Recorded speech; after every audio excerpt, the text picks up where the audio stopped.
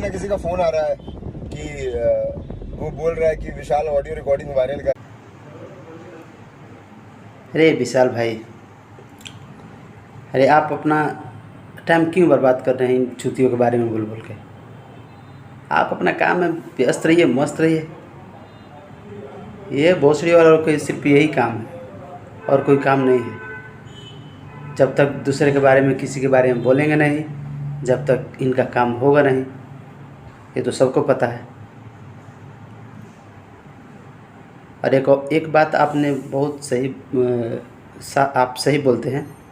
वो जो काले कोलोटे के बारे में, गधेड़ा के बारे में,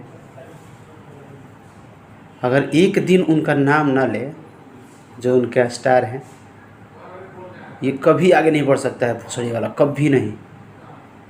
हर बार टे टे टे टे टे टे टे टे टे टे टे, तेरी माँ की आँख,